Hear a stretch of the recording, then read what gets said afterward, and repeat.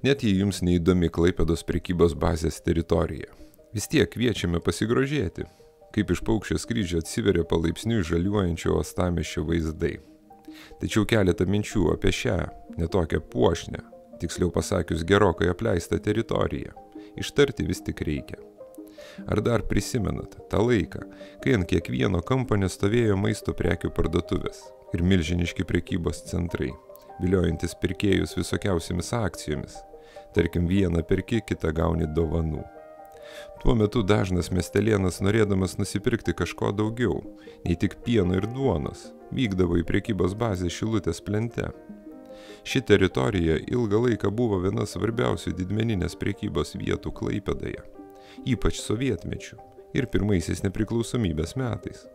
Šiandien bazės teritorija vis dar aktyviai naudojama.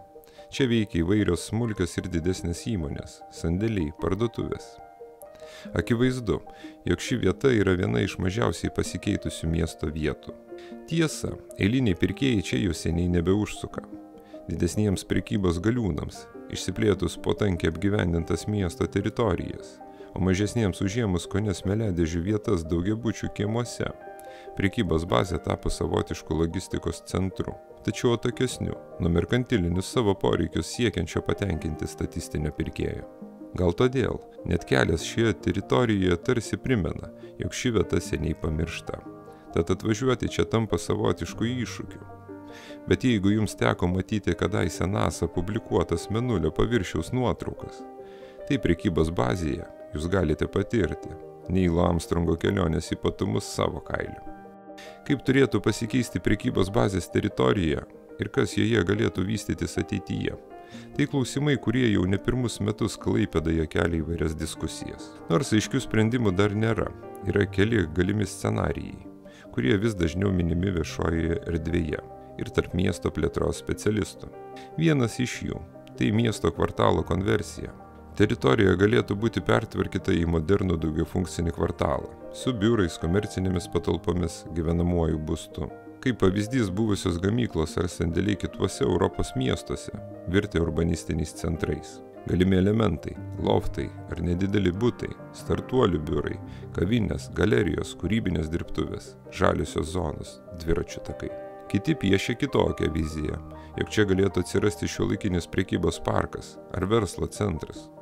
Kadangi vieta vis dar prekybinė, galima būtų ją išvystyti į modernų prekybos logistikos parką, kuriame galėtų įsikurti didieji tiekėjai, komercijos sandėliai ar net Klaipėdos regionui svarbus logistikos ir paskirstymo centras.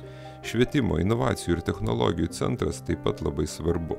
Tad bendradarbiaujant su Klaipėdos universitetu ir kitomis švietimo įstaigomis, teritorija galėtų tapti inovacijų slėniu. Čia galėtų kurtis mokymų centrai, tyrimų laboratorijos, technologijų startuoliai. O kai kurie siūlo išlaikyti šios vietos industrinę dvasią ir paversti ją atvira erdve, menų rezidencijoms, blusturgiams, renginiams, gatvės maisto festivaliams. Tai buvusi prekybos bazė virstų bendruomenės centru. O kokia šios teritorijos vizija artimesnė jums? O gal turite savo idėjų, kaip šią vietą padaryti patrauklesnę ir naudingesnę miestui ir jos gyventojams? Rašykite savo nuomonę komentaruose ir nepamirškite mūsų kelionę po Klaipėdą, palaikyti savo patiktukais ir dalinkitės video su draugais. Ačiū, kad esate kartu su Klaipėda TV.